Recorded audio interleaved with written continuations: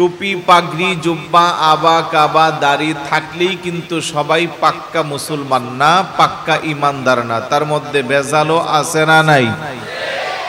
কারণ 61 হিজরির সেই কারবালার ইতিহাস থেকে মুসলমান দুই ভাগে বিভক্ত। একটি হলো হুসাইনি আদর্শের মুসলমান, আরেকটা হলো ইয়াজিদি দ্বারার মুসলমান। কথা বলেন ঠিক কি না?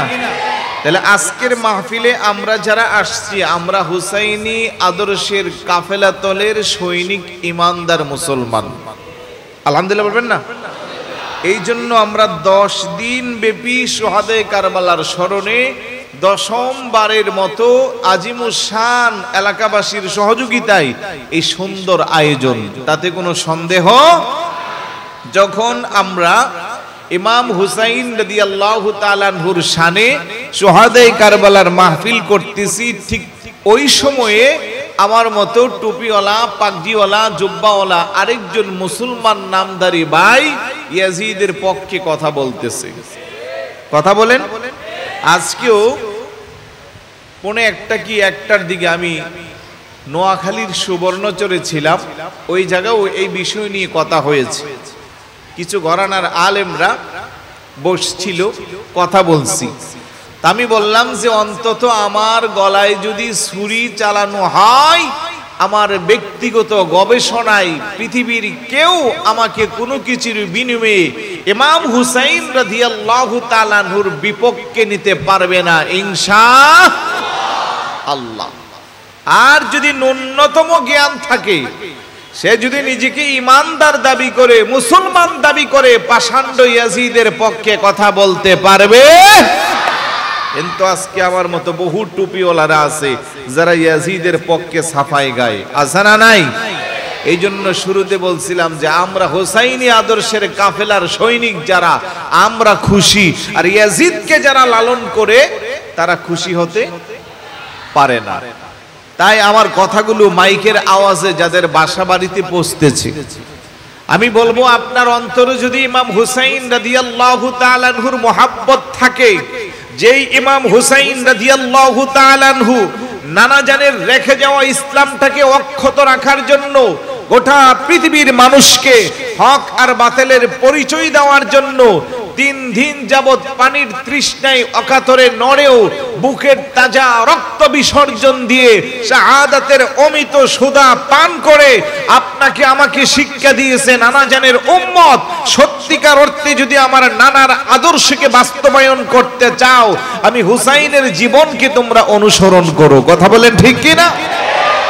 যিনি আমাদের জন্য রক্ত দিয়েছে, বুকের তাজা রক্ত দিয়েছে, আমরা কি ওনার মহাব্বতে সামান্য একটু বৃষ্টিকে উপেক্ষা করে মাহফিলের প্যান্ডেলে আসতে পারবো না? আর একটু জোরে বলুন, পারবো না? তাই আজকে একটা পরীক্ষা আমাদের জন্য, বৃষ্টিটা আমাদের জন্য একটা পরীক্ষা। অনেকে ভাবছেন যে মাহফিলে যাইতাম, বৃষ্টি যেহেতু আসছে এখন আর যাব না, বাসায় তো মাইকের আওয়াজ শোনা যাচ্ছে, ওই জায়গা থেকে শুনবো। আমি বলবো যে না, তাহলে আপনি পরীক্ষায় হেরে গেলেন। কথা বলেন ঠিক কি না? ব্যক্তিগত কাজে 500 টাকার জন্য তার চেয়ে জর্তমান অপেক্ষা করে আমরা জাপটিয়ে পড়ি, এমন হাজার হাজার আমাদের জীবনের ইতিহাস আছে। আর নবীর আদর্শের ইমাম হুসাইন রাদিয়াল্লাহু তাআলা আনহু, নবীর আদর্শের সৈনিক ওই ইমাম হুসাইন রাদিয়াল্লাহু তাআলা আনহুর মহব্বত যদি অন্তরে থাকে, ঘরে বসে থাকা যাবে? আর একটু জোরে বলুন, যাবে? মুহররম রবিউল আউয়াল মাস আসিলে ইমানদার আর মুনাফিকদের পরিচয় মিলে। কথা বলেন ঠিক কি না? আওয়াজ দিয়ে বলেন সবাই, মুহররম রবিউল আউয়াল মাস আসিলে ইমানদার আর মুনাফিকদের,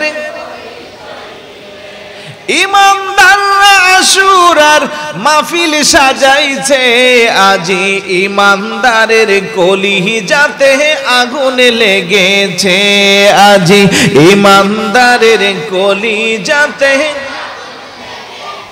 এই কারণে ইমামে হুসাইন কারবালাতে শহীদ হয়েছে। বলেন, ইমামে হুসাইন কারবালাতে औलादे রাসূলকে তোমরা মারতে পারো নাই, শহীদ তারা জীবিত আছে কোরআনেতে পাই। সুবহানাল্লাহ বলবেন না? ওনারা কি যারা শহীদ হয়েছে তারা কি মৃত না জীবিত? ঘোষণাকার ওয়ালা তাকুলু লিমান ইউকতালু ফি সাবিলিল্লাহি আমওয়াত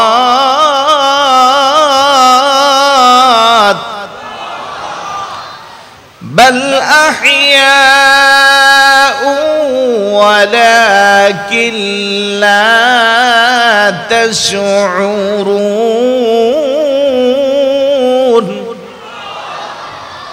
আরেক জায়গায় আল্লাহ বলেন ওয়ালা তাহসাবান্নাল্লাযীনা কুতিলু ফি সাবিলিল্লাহি আমওয়াতা বাল আহইয়াউন ইনদা রাব্বিহিম ইউরযাকুন। আল্লাহ ওয়ালা তাকুলু লিমান ইউকতালু ফি সাবিলিল্লাহ, যারা আমি আল্লাহর পথে কালেমার জান্ডাকে উঁচু করার জন্য নিজের বুকের তাজা রক্ত বিসর্জন দিয়ে শহীদ হয়েছে, আমওয়াতা তাদেরকে তোমরা মৃত বলিও না, আমওয়াত তাদেরকে মৃত বলিও না, বাল আহইয়াউ ওয়ালাকিন লা তাশউরুন, তারা জীবিত তোমরা তা অনুধাবন করতে পারো না। সুবহানাল্লাহ বলবেন না?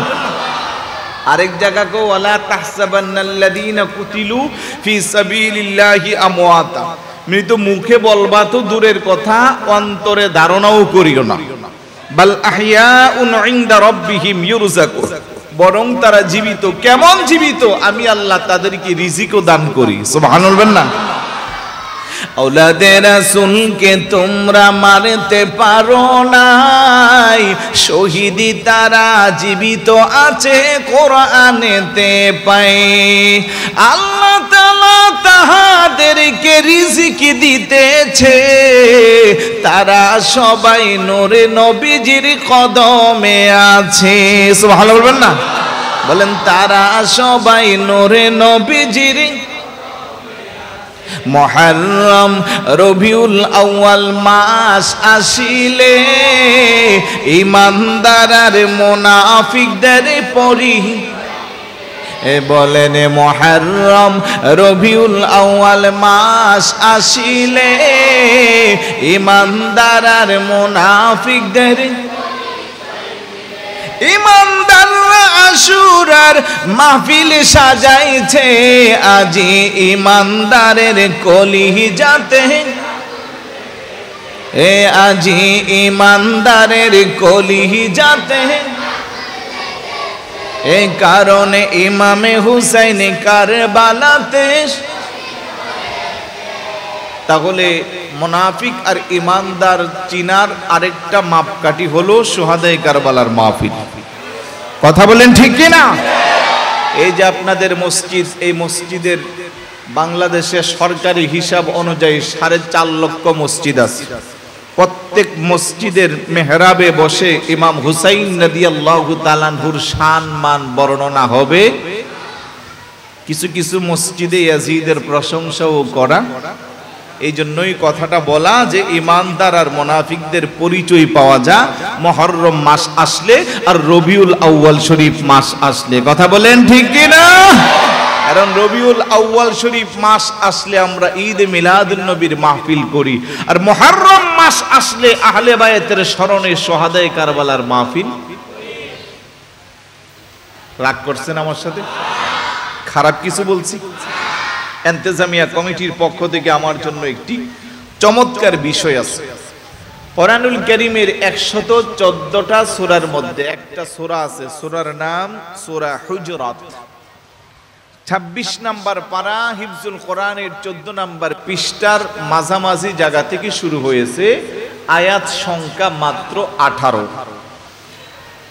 তো গোটা সূরার তাফসীর করার মতো ওই সময় আপনারা আমাকে দিবেন না, আমিও ক্ষুদ্র জ্ঞানের মানুষ, এত কথা বলা সম্ভব হবে না।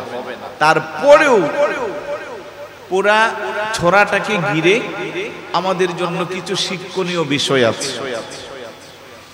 এই সূরাটা নাজিল হওয়ার প্রেক্ষাপট কিছু কারণ আছে। এদিকে বাচ্চারা একটু কথা বলা বন্ধ করেন। আমি জানি যে আপনারা এখানে মাহফিলে কিন্তু আমি নতুন না, প্রত্যেক বছরই আমি আসি এবং এলাকার সবাই খুব আন্তরিকতার সাথে মাহফিলটাকে নিজের মাহফিল মনে করে সফলতার জন্য সবাই চেষ্টা করে, ঠিক না? বিশেষ করে বাচ্চারা প্রত্যেক দিন মাহফিলে আসে। আল্লাহ পাক যেন প্রত্যেককে ইমাম হুসাইন রাদিয়াল্লাহু তাআলা আনহুর আদর্শের সৈনিক হিসেবে কবুল করে, বলুন আমিন। আর একটু জোরে বলুন আমিন। তাহলে একটু আমাকে কথা বলার সুযোগ দিবেন, একটু সহযোগিতা করবেন। তো যেই কথা বলছিলাম যে এই সূরাটার মধ্যে রাসূল পাক সাল্লাল্লাহু আলাইহি ওয়াসাল্লামের শান, মান, আজমত, মর্যাদা এত বেশি পরিমাণের আল্লাহ পাক বৃদ্ধি করেছেন এবং ঈমানদার মুসলমান যারা তাদের জন্য শিক্ষণীয় কিছু বিষয় রেখে দিয়েছেন, যা আমরা কিয়ামত পর্যন্ত শিক্ষা নিয়ে বাস্তব জীবনে কাজে লাগাতে পারবো। সুবহানাল্লাহ বলবেন না? কোরআনুল কারীমে 89 জায়গায় আল্লাহ পাক ইয়া আইয়ুহাল্লাযীনা আমানু বলে সম্বোধন করেছেন। আমানু বলে, এটা আপনারা গবেষণা করে দেখবেন। তো এই সূরার আমি যে দুটো আয়াত তেলাওয়াত করেছি, দুটো আয়াতের শুরুতেই আমানু বলে আল্লাহ সম্বোধন করেছে। যখনই আল্লাহ পাক কোথাও কোনো কোরআনের আয়াতে আমানু বলে ইয়া আইয়ুহাল্লাযীনা আমানু, অর্থাৎ তোমরা যারা ঈমান এনেছো বলে শুরু করে, ওই জায়গা হয়তো আমাদের জন্য কিছু আদেশ থাকে অথবা কিছু নিষেধ থাকে। অর্থাৎ তুমি এই পথে যাও অথবা তুমি এই পথে যেও না। আপনার গবেষণায় আমার গবেষণায় দেখবেন তাই পাওয়া যাবে। যত জায়গা আমানু শব্দ এসেছে আমি আমার ক্ষুদ্র জ্ঞানে দেখেছি। যেমন আল্লাহ বলেন ইয়া আইয়ুহাল্লাযীনা আমানু দুখুলু ফিস-সিলমি কাফা, এখানে আদেশ দেওয়া হয়েছে ওহে ঈমানদারেরা পরিপূর্ণভাবে ইসলামে প্রবেশ করবে। আরেক জায়গায় আল্লাহ বলতেছেন ইয়া আইয়ুহাল্লাযীনা আমানুত্তাকুল্লাহা হাক্কা তুকাতিহি, ওহে ঈমানদারেরা আমি আল্লাহকে তোমরা ভয় করো ভয় করার মতো। সুবহানাল্লাহ বলবেন না? যেমন আরেক জায়গায় আল্লাহ বলে ইয়া আইয়ুহাল্লাযীনা আমানুত্তাকুল্লাহা ওয়া কুলু কাওলান সাদীদা, ওহে ঈমানদারেরা তোমরা সত্য কথা বলো। সুবহানাল্লাহ বলবেন না? এইভাবে যত জায়গা কোরআনের আমানু বলে শব্দ পাইবেন, হয়তো ওই জায়গা আপনাকে আমাকে আদেশ করা হচ্ছে অথবা আল্লাহ সুবহানাহু ওয়া তাআলা আপনাকে আমাকে কোনো কাজের জন্য নিষেধ করতেছে। তো এই সূরাটার নাম হলো হুজুরাত। হুজরা মানে হলো কক্ষ, ঘর। আমাদের সমাজেও এই শব্দটা প্রচলিত আছে। ইমাম সাহেব হুজুর কোথায় থাকে? মসজিদের হুজরাখানায় থাকে, বলে না? মসজিদের পাশে ছোট একটা ঘর থাকে কিংবা উপরে দোতলায় আলাদা হুজুরের জন্য রুম থাকে। জিজ্ঞেস করলে যে ইমাম সাহেব হুজুর আছে, বলে আছে। কোথায় আছে? হুজুরের হুজরাখানায় আছে। হুজরা মানে কি? কক্ষ। ওইখান থেকে সূরাতুল হুজুরাত, তার পিছনে শানে নজুল আর আলোচনা করলে বুঝে আসবে কেন সূরাটার নাম হুজুরাত। রাসূলুল্লাহ সাল্লাল্লাহু আলাইহি ওয়াসাল্লাম খুব প্রচন্ড তাপ প্রবাহ ছিল। এমনিতেই তো আরবে অনেক বেশি গরম, ঠিক না? ওদের তো 40-45 এরকম তাপমাত্রা থাকেই থাকে। আমাদের দেশে কিন্তু এই বছর তুলনামূলক আমাদের বয়সের আমরা মনে সবচেয়ে বেশি গরম পেয়েছি এই বছর। বিগত 20-25 বছরে এত বেশি তাপ প্রবাহ বাংলাদেশে কখনো ছিল না। এবার অনেক বেশি হয়েছে, মোটামুটি সবাই আমরা টের পাইছি। তো খুব বেশি যখন তাপ প্রবাহ চলছে, রাসূলুল্লাহ সাল্লাল্লাহু আলাইহি ওয়াসাল্লাম উম্মাহাতুল মুমিনিন আমাদের যিনারা আম্মাজান ছিলেন, ওনাদের সাথে হুজুরের হুজরার মধ্যে হুজুর তখন বিশ্রাম নিচ্ছিলেন দুপুরে খাবারের পরে। অনেকগুলো বর্ণনার মধ্যে এমন একটা প্রসিদ্ধ বর্ণনা, আরবের অনেক একেবারে জনাকীর্ণ এলাকার একটা নতুন মুসলমানদের কাফেলা রাসূলুল্লাহ সাল্লাল্লাহু আলাইহি ওয়াসাল্লামের কাছে চলে আসছে। ওই কাফেলার একজন সর্দার বা নেতা নির্বাচিত করার জন্য এসে ওনারা হুজুরের হুজরাখানার পাশে অপেক্ষা করতে পারে নাই। গ্রাম্য লোক যেভাবে ডাকাডাকি করে ওনারাও ওইভাবে ডাকতে শুরু করছে, ইয়া মুহাম্মদ উখরুজ ইলাইনা, ওহে মুহাম্মদ তাড়াতাড়ি করে আপনি ঘর থেকে বের হয়ে আসেন। এই ধরনের কিছু মানুষ আমাদের সমাজেও আছে না নাই? ধৈর্য বলতেই নাই, ম্যানার বুঝে না, সিস্টেম বুঝে না, আদব নাই, কাদব নাই, যার তার সাথে যেভাবে ইচ্ছা সেইভাবে ব্যবহার।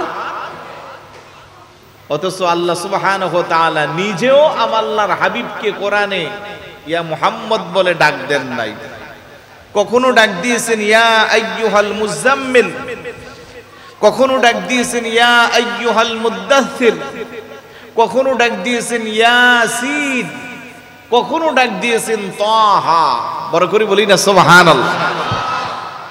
আল্লাহর হাবিবকে যখন ওই আরবের সেই মানুষগুলো এসে ইয়া মুহাম্মদ বলে ডাক দিয়েছে, আল্লাহর কাছে তখন ভালো লাগছে না খারাপ লাগছে? একটু আমাকে সহযোগিতা করবেন, ভালো লাগছে না খারাপ লাগছে? দেখেন এই কোরআনের কথাগুলো খুব ভালো লাগবে যদি মনোযোগ দিয়ে শুনেন। আর আপনারা জানেন যে এই এন্তেজামিয়া কমিটি গতানুগতিক কোনো আলোচনা আমাকে দেয় না, প্রত্যেকবারই আমাকে ওনারা এরকম তাফসির টাইপের কিছু একটা দেওয়ার চেষ্টা করে, আমিও নিজে আনন্দ পাই কথা বলতে। আপনারাও যদি মনোযোগ দিয়ে শুনেন আপনাদেরও ভালো লাগবে ইনশাআল্লাহ। মনে করেন আব্দুল মোনাফ সওদাগর সাহেব আমাকে খুব বেশি ভালোবাসে, আমাদের জানে আলম সাহেব খুব ভালোবাসে, আরো যারা আছেন, আমার মুরব্বীর নাম জানেন কি, হাজী আবুল খায়ের সওদাগর, উনি তো খবর নেই আমি কোন দিন আসবো। ওই দিন উনি স্পেশাল ভাবে আমার জন্য বরাদ্দ রাখে। এই দিক দিয়েও যারা আছেন আমি সবার নাম জানতেছি না। তো কেউ যদি আমার ব্যাপারে সাহেবের কাছে বাজে মন্তব্য করে, ওনার চোখ সাথে সাথে বড় হয়ে যাবে, উনি রাগান্বিত হয়ে যাবে, না জেনে না বুঝে কেন হুজুরের বিপক্ষে এই ধরনের বাজে মন্তব্য করতেছ। কারণ উনি আমাকে একটু মহাব্বত করে, এই কারণে আমার মন্দ কথাটা ওনার শুনতে ভালো, এটাই তো স্বাভাবিক। এটা জাস্ট ফর এক্সাম্পল। আপনাদের মধ্যেও যদি কেউ কাউকে ভালোবাসেন, ওই ভালোবাসার মানুষের খারাপ কেউ যদি বলে, আপনি তাকে ছেড়ে দিবেন? মোটেই না। কারণ আরবিতে একটা প্রবাদ আছে, হুব্বুকা শাইউমি ওয়া ইউসিম, ভালোবাসা মানুষকে অন্ধ এবং বধির বানায়া দেয়। অন্ধ বুঝেন তো? আপনাদের ভাষা হলো আদাইয়া, কি বলে? আর বধির মানে বোয়ারা না বয়রা, কি কয়? অর্থাৎ যে যাকে ভালোবাসে, ভালোবাসার মানুষের কোনো দোষ ত্রুটি তার এই চোখ দিয়ে সে দেখতে পায় না, ভালোবাসার মানুষের কোনো খারাপ মন্তব্য এই কান দিয়ে সে শুনতে পারে না। এটা হলো দুনিয়ার স্বাভাবিক ভালোবাসার দৃষ্টান্ত। আর আল্লাহ আল্লাহর প্রিয় হাবিবকে কত বেশি ভালোবাসে যে হাবিবুল্লাহর জন্য আসমান জমিন আরশ কুরসি লৌহ কালাম চন্দ্র সূর্য 18,000 মাখলুকাত সবকিছু আল্লাহ সৃষ্টি করছে। সুবহানাল্লাহ। আমার ভাইয়েরা বাবারা, কত বেশি আল্লাহ আল্লাহর প্রিয় হাবিবকে ভালোবাসে। আদম সফিউল্লাহ আলাইহিস সালাতু ওয়াস সালাম থেকে ঈসা রূহুল্লাহ আলাইহিস সালাতু ওয়াস সালাম পর্যন্ত প্রত্যেকটা পয়গম্বরের আল্লাহর পক্ষ থেকে এক একটা দেওয়া উপাধি ছিল। যেমন আদম নবীকে বলা হয় আদম সফিউল্লাহ, ইব্রাহিম নবীকে বলা হয় ইব্রাহিম খলিলুল্লাহ, মূসা আলাইহিস সালাতু ওয়াস সালামকে বলা হয় মূসা কালিমুল্লাহ, ঈসা আলাইহিস সালাতু ওয়াস সালামকে বলা হয় ঈসা রূহুল্লাহ। আর আপনার নবী আমার নবীকে আমার আল্লাহ বলেন হাবিবুল্লাহ। চিৎকার করে বলে সুবহানাল্লাহ। মূসা নবী ডাক দেখো, আল্লাহ আনা কালিমুকা ওয়া মুহাম্মাদুন সাল্লাল্লাহু আলাইহি ওয়াসাল্লাম হাবিবুকা, ওমাল ফারুকু বাইনাল কালিমি ওয়াল হাবিব, আমি হইলাম কালিমুল্লাহ তোমার বন্ধু, আখিরি জামানার নবী হইল হাবিবুল্লাহ তোমার বন্ধু। দুই বন্ধুর মধ্যে পার্থক্য কি আমি জানতে চাই, কারণ মুসা নবী বেশি বেশি আল্লাহর সাথে কথা বলতো। কথা বলেন ঠিক কিনা? আল্লাহ ডাকটা করে, মুসা শুনো, আল কালিমু ইয়াতি ইলা তুরি সিনা সুম্মা ইউনাজি। কালিমুল্লাহ আমার ওই বন্ধু, যেই বন্ধু তুর পাহাড়ে যাইয়া আমি আল্লাহকে দেখার জন্য আমি আল্লাহর কাছে ফরিয়াদ করে রব্বি আরিনি রব্বি আরিনি, আল্লাহ দেখা দাও দেখা দাও দেখা দাও। তার জবাবে আমি রব বলেছিলাম লাং তারানি, তুমি আমাকে দেখতে পারবা না, দেখতে পারবা না। আর হাবিবুল্লাহ আমার ওই বন্ধু, আল হাবিবু ইয়ানামু আলা ফিরাশি, হাবিবুল্লাহ বলা হয় ওই বন্ধুকে যেই বন্ধু ফুল সজ্জা আরামের বিছানায় আরাম করে। ফেরেশতাদের সর্দার জিবরাইল আলাইহিস সালাতু ওয়াস সালামকে আমি আল্লাহ পাঠাই, ও জিবরাইল আমার বন্ধুর কদমে যাইয়া আমার মেসেজটা পৌঁছিয়ে দাও। আমার মনে চাই বন্ধুর দিদার দিতে, আমার মনে চাই বন্ধুর সাথে আমি মহব্বতের প্রেম জমাইতে। বন্ধুর যদি কোনো বাধা না হয়, আমার বন্ধুকে এখনই মেহমানে আলা বানাইয়া আরশ আজিমের উপরে নিয়ে আসো। আল্লাহু আকবার বলেন। জিবরাইল আলাইহিস সালাতু ওয়াস সালাম যাইয়া দেখে আল্লাহর প্রিয় হাবিব আরাম ফরমাচ্ছে। জিবরাইল ডাক ডাক, আল্লাহ তোমার বন্ধু আরাম করতেছে, তোমার বন্ধুর আরামের ব্যাঘাত কেমনে ঘটাবো? আল্লাহ ডাক ডাক, ইয়া জিবরাইল কব্বিল আলা কদামাইয়া, ও জিবরাইল তোমার জিহ্বাটা আমার হাবিবুল্লাহর কদমে লাগাইয়া দাও। আল্লাহু আকবার বলেন। আমার হাবিবুল্লাহর যখন ঘুম ভাঙে তুমি তখন বলো ইন্নাল্লাহা ইয়াশতাকু ইলা লিকাইকা ইয়া রাসূলুল্লাহ। ওগো আল্লাহর হাবিব, আপনার যদি কোনো বাধা না থাকে, আপনার যদি কোনো আপত্তি না থাকে, আপনার রব আমাকে পাঠাইছে খাদেম হিসেবে আপনার খেদমত করে আপনাকে রবের মহান আরশ আজিমের উপরে নেওয়ার জন্য। সুবহানাল্লাহ। ওই বন্ধুরে আরবের সাধারণ পাবলিক ডাকতেছে, ইয়া মুহাম্মদ, হে মুহাম্মদ বের হয়ে আসো, আল্লাহকে খবরদার। তোমাদের এই সম্বোধনটা আমার কাছে বেশি একটা ভালো লাগে নাই। তোমরা কিভাবে আমার হাবিবুল্লাহর নাম ধরে ডাক দিলা? সঙ্গে সঙ্গে আল্লাহ সুবহানাহু ওয়া তাআলা সূরা হুজুরাতের আয়াতগুলো ক্রমান্বয়ে নাজিল করা শুরু করছে। সুবহানাল্লাহ। আল্লাহ বলেন, ইয়া আইয়ুহাল্লাযীনা আমানু লা তুকদ্দিমু বাইনা ইয়াদাইল্লাহি ওয়া রাসূলিহি। ও ঈমানদারেরা, তোমরা যারা ঈমান এনেছো, হাবিবুল্লাহর অগ্রগামী হয়ে তোমরা কোনো কিছুর ব্যাপারে কোনো সিদ্ধান্ত নিবা না। আল্লাহ এবং আল্লাহর রাসূলের অগ্রে যাইয়া তোমরা কিছু করতে যেও না। ওয়াত্তাকুল্লাহ, আমি আল্লাহকে ভয় করো। ইন্নাল্লাহা সামিউন আলিম, কেননা আমি আল্লাহ সবকিছু জানি এবং সবকিছু শুনি। বড় করে বলি সুবহানাল্লাহ। এই আয়াতের শানে নজরুলের মধ্যে আসছে, কোরবানির ঈদের দিন মক্কার কিছু সাহাবীরা, আরবের কিছু সাহাবীরা কোরবানির নামাজ পড়ার আগে তারা কোরবানি দিয়েছে। তো রাসূলুল্লাহ বলতেছে, খবরদার, নামাজের আগে তোমরা যারা কোরবানি পশু জবাই করেছো, এটা কোরবানি হবে না, এটা শুধু পরিবার নিয়ে গোশত খাওয়ার অন্তর্ভুক্ত হবে। পক্ষের সাহাবীরা বলতেছে, যেখানে রাসূল এখনো কোরবানি করে নাই, ওই জায়গায় তোমরা কেন কোরবানি করতে গেলা? যারা একটু গোশত খাওয়ার জন্য বেশি টেন্ডেন্সি, তারা বলতেছে, সমস্যা কি, নামাজ তো আমরা পড়তেছি, আগে কোরবানিটা সেরে ফেললাম। এইভাবে যখন কথা কাটাকাটি হচ্ছে, তখনই আল্লাহ সুবহানাহু ওয়া তাআলা সূরা হুজুরাতের 1 নম্বর আয়াত নাজিল করেছে, খবরদার, তোমরা যারা ঈমান এনেছো, আমার রাসূলুল্লাহর আগে যাইয়া তোমরা আগ বাড়াইয়া কাজ করতে যাইও না। আল্লাহু আকবার বলবেন। নামাজও যদি কেউ আগ বাড়াইয়া পড়ে, হবে নাকি? প্রত্যেকটা কিছু করার জন্য সিস্টেম আছে, আমাদের আছে না? আমাদের ইসলামটা খুব সুন্দরভাবে চলে। ওমর ইবনুল খাত্তাব রাদিয়াল্লাহু তাআলা আনহু বলেন, লা ইসলামা ইল্লা বিল জামাআতি ওয়ালাল জামাআতা ইল্লা বিল আমির ওয়ালাল আমির ইল্লা বিত্তাআ। একক সিদ্ধান্ত দিয়া কেউ ইসলাম সফলতা আনতে পারবে না। সবার সমন্বয়ে রাসূলুল্লাহর দেওয়া আনিত বিধান মোতাবেক যারা জীবন চালাবে তারাই সত্যিকারের মুসলমান।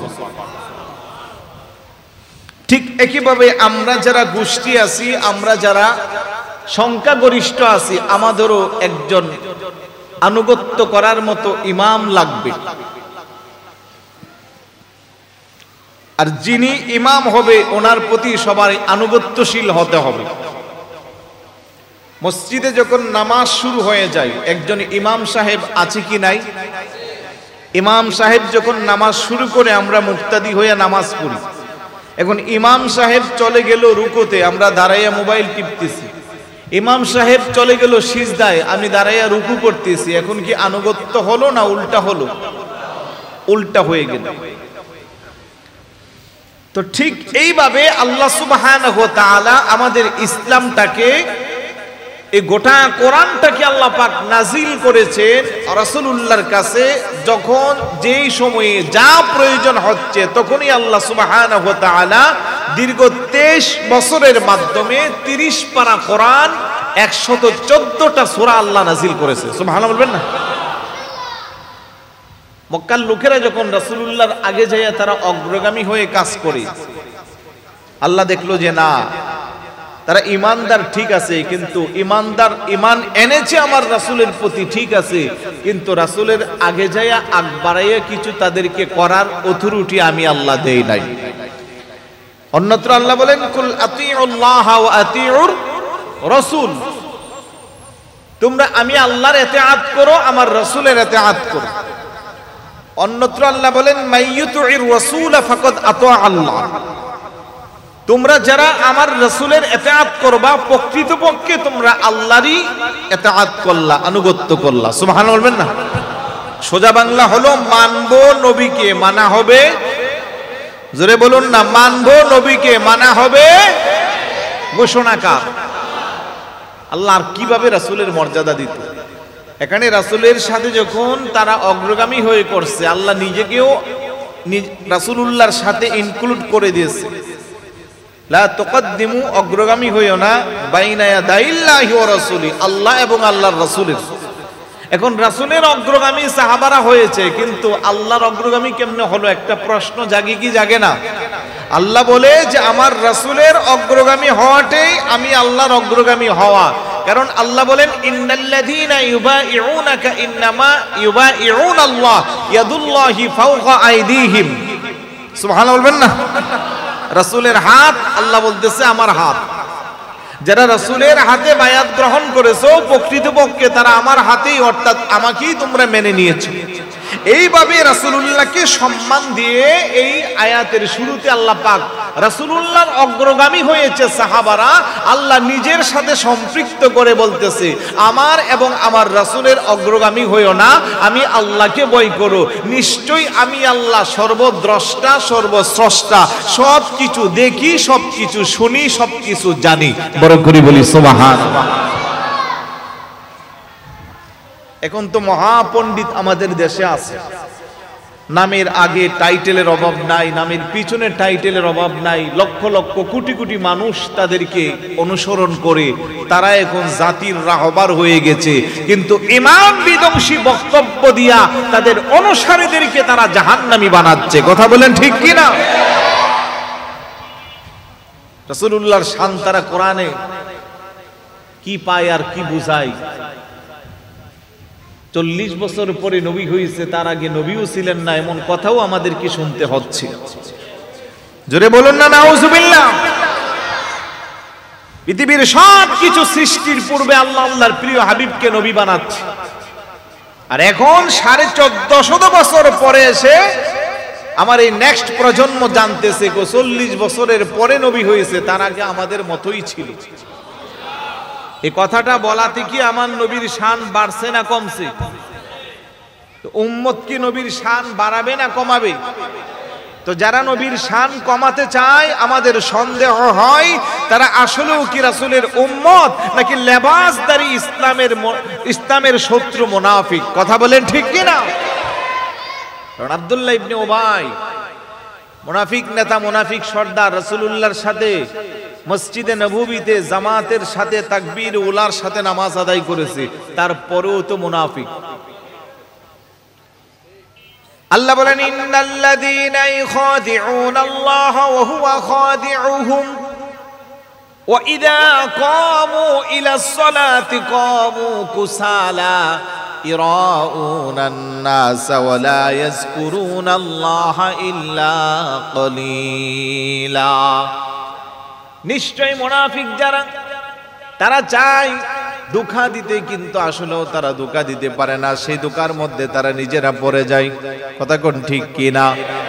তারা নামাজ আদায় করে সেই নামাজে আমি আল্লাহর জিকির স্মরণ তত বেশি থাকে না, তারা মানুষকে দেখানোর জন্য তারা নামাজ পড়ে। ইরাউনান নাস ওয়া লা ইয়াযকুরুনাল্লাহা ইল্লা কলিলা, সেই নামাজের মধ্যে আমি আল্লাহর জিকির তত বেশি থাকে না। তারপরে আল্লাহ বলেন ইন্নাল মুনাফিকিনা ফিদ দারকিল আসফালি মিনান নার, নিশ্চয়ই মুনাফিক যারা তাদের আবাসস্থল হবে জাহান্নামের সবচেয়ে নিকৃষ্ট স্থানে। বড় করে বলি নাউজুবিল্লাহ।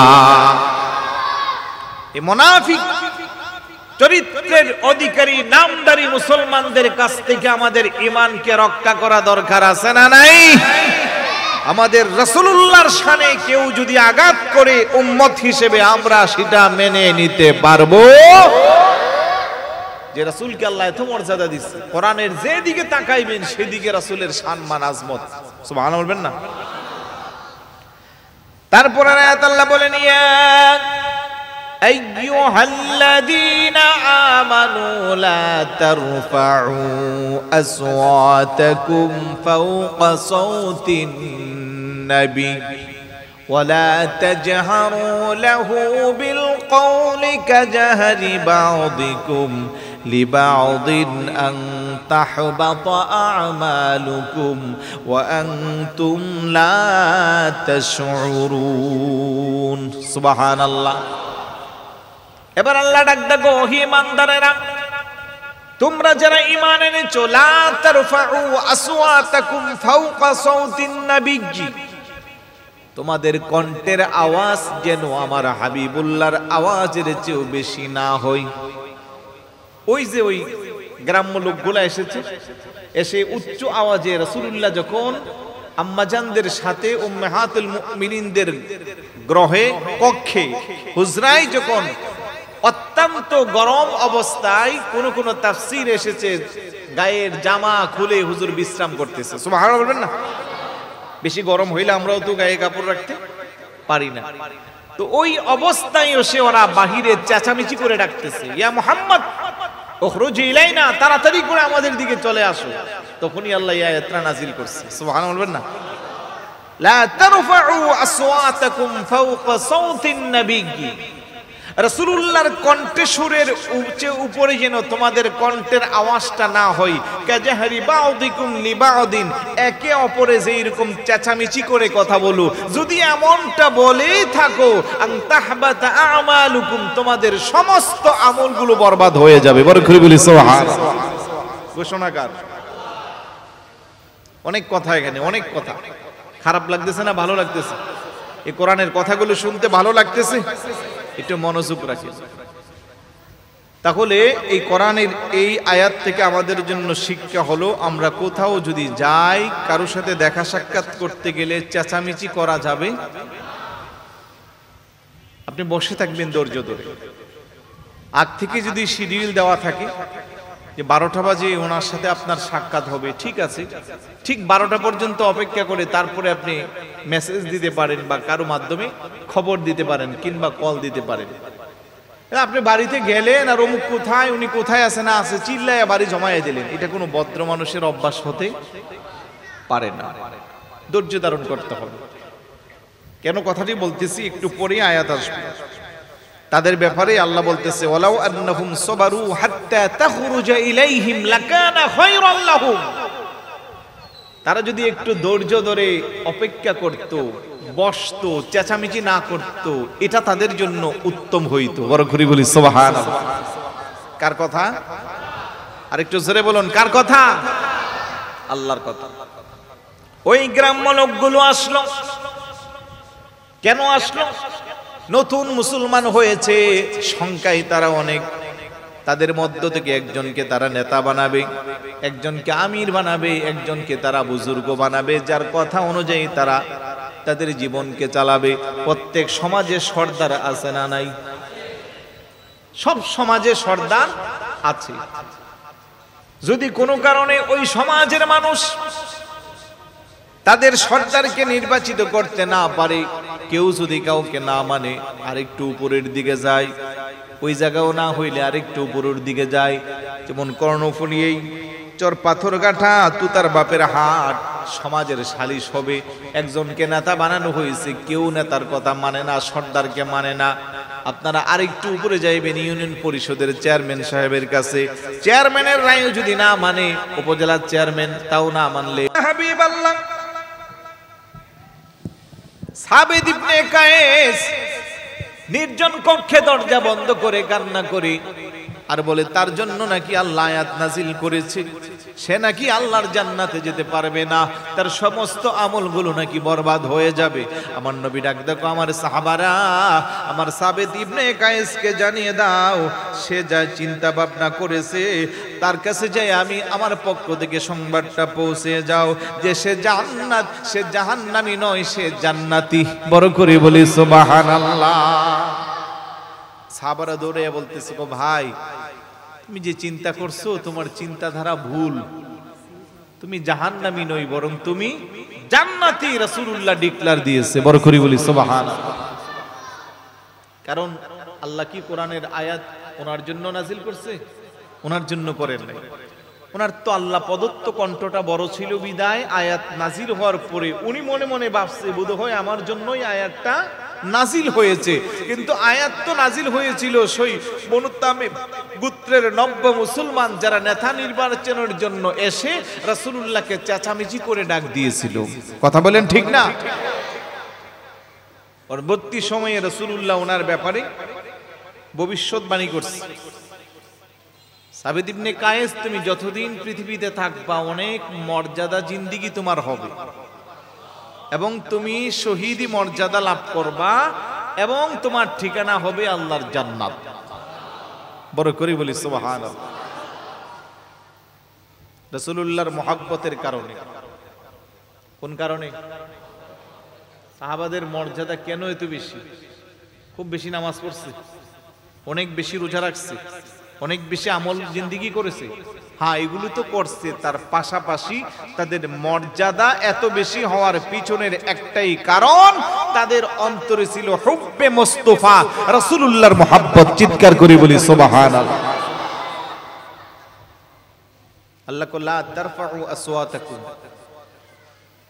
তোমাদের কণ্ঠের আওয়াজ আমার হাবিবুল্লাহর কণ্ঠের আওয়াজের উপরে যেতে পারবে না। গেলে কি হবে? তোমাদের আমলগুলো বরবাদ হয়ে যাবে। আল্লাহ ব্যাপারটা বুঝে আসে না। কেন বুঝোস না রে বান্দা? নামাজ পড়স আমার জন্য, ওই নামাজে আমি আল্লাহ আমার জন্য সালামের বিধান রাখি নাই, কিন্তু আমার হাবিবুল্লাহকে সালাম দিতে হয়। কথা বলেন ঠিক কিনা? সাদে মিটে না রোজা দেখে, রোজা দেখে, রোজা দেখে, কি উপমা দিব আমি আমার মুখে, সাদে মিটে না রোজা দেখে, রোজা দেখে। সবাই বলেন, সাদে মিটে না রোজা দেখে, রোজা দেখে, রোজা দেখে। নামাজে আল্লাহর সালাম নেই না আল্লাহ পাকে, ওয়াজিবি হলো সালাম দিবে নবীজিকে। সুবহানাল্লাহ বলবেন না? নামাজটা পরিকার জন্য, কিন্তু আল্লাহকে সালাম দিতে হয় না। নামাজে আল্লাহর সালাম নেই না আল্লাহ পাকে, ওয়াজিব হলো সালাম দিবে নবীজিকে। ওই নবীকে ভালোবাসলে থাকিবি সুখে, ওই নবীকে ভালোবাসলে থাকিবি সুখে। সাদে মিটে না রওজা দেখে, রওজা দেখে, রওজা সাদে মিটে না রওজা দেখে, রওজা দেখে। কি উপমা দিব আমি আমার মুখে, সাদে মিটে না রওজা দেখে, রওজা দেখে। আশিকেরা অল্প কথাই বুঝে ফেলে, ইমানদাররা অল্প কথাই বুঝে ফেলে। মুনাফিকদের নবীর দিদারে নাই কপালে। কথা বলেন ঠিক কিনা? বলেন ইমানদাররা অল্প কথাই বুঝে ফেলে, মুনাফিকদের নবীর দিদারে নাই কপালে। আশিকে পাবে নবীজিকে সুখে দুঃখে, আশিকে পাবে নবীজিকে সুখে দুঃখে। সাদে মিটে না রওজা দেখে, রওজা দেখে। সাদে মিটে না রওজা দেখে, রওজা দেখে, রওজা দেখে। সুবহানাল্লাহ বলবেন না? রাসূলুল্লাহর কণ্ঠের আওয়াজের উপরে আপনার আমার কণ্ঠ আওয়াজ দেওয়া যাবে না। তার মানে এখন তো রাসূলুল্লাহ নাই, এখন দেওয়া যাবে? রওজা শরীফের সামনে এই আয়াতটা লেখা আছে, লা তারফাউ ইয়া আইয়ুহাল্লাযীনা আমানু লা তারফাউ আসওয়াতাকুম ফাওকা সাওতিন নবী। মজার ব্যাপার হলো, গত বছর উমরাতে যখন গেলাম, কুমিল্লার চান্দিনার একটা ছেলে, তারপরে আমাদের শায়ের মহিউদ্দিন তানবীর, মোস্তফা রায় মাঝারি একসাথে ছিলাম আমরা। রওজার পাশে আমরা সকালবেলা ফজরের পরে জান্নাতুল বাকি জিয়ারত করে এসে ওইখানে আবেগ নিয়ে আমরা নাতে রাসূল পাঠ করতেছি। তো এটা আবার ভিডিও করছে আরেকজন। আর যেহেতু আবেগ নিয়ে নাত পড়তেছি, কিছু মানুষ এসে একসাথে জমায়েত হয়ে গেছে। এখন ওইখানে সিভিল বেশি, গোয়েন্দা মানে প্রতি গজে গজে মনে আছে। আস্তে করে এসে আমাদেরকে ধরলো, মোবাইলটা নিয়ে গেল। পাসপোর্ট চাইরও বললাম আছে, বলতেছে ওইখানে যেতে হবে। বলতেছে আগে এটা ডিলিট করা হোক। বললাম যে, বুঝাইলাম যে দেখেন আমরা নাতে মুস্তাফা সাল্লাল্লাহু আলাইহি সাল্লাম পাঠ করতেছি, আমরা তো খারাপ কিছু করছি না, রাসূলুল্লাহর শানে আবেগ নিয়ে বলতেছি। তখন ওই পুলিশ আমাদেরকে বলতেছে, আপনারা কি জানেন না ইয়া আইয়ুহাল্লাযীনা আমানু লা তারফাউ আসওয়াতাকুম, যে রাসূলুল্লাহর কণ্ঠের উপরে কণ্ঠ দেওয়া যাবে না। এখানে রাসূলুল্লাহ শুয়ে আছে আর আপনারা চিল্লাচ্ছেন। সুবহানাল্লাহ বলবেন। আমরা বলতেছি এমনি তো জিয়ারত করতে গেলে আমাদের পিঠাইয়া দূরে সরাইয়া দে, হাত উঠাইলে হাতের মধ্যে বাড়ি করে ইয়া হাজ লা তামশি বলে এদিকে যাওয়া যাবে না, ধাক্কাইয়া বের করে দিয়ে সব ঠিক আছে। এখানে আবার আইসা দেখতেছি আয়াতিটা মানতেছি। সুবহানাল্লাহ বলবেন না? চিন্তা করলাম যে আসলেও তো কথা ঠিক, হুজুরের রওজার পাশে চিল্লাপাল্লা করা যাবে না। যদিও আমাদের চিল্লাপাল্লাটা ছিল মোহাব্বতের, এশকের, সে আইসা আমাদেরকে এই আয়াত দিয়া দলিল দিচ্ছে। তারপরেও আমাদের কাছে ভালো লাগছে যে অন্তত রাসূলুল্লাহর শান আজমতটা হলো প্রকাশ হয়েছে। কথা কোন ঠিক কি না?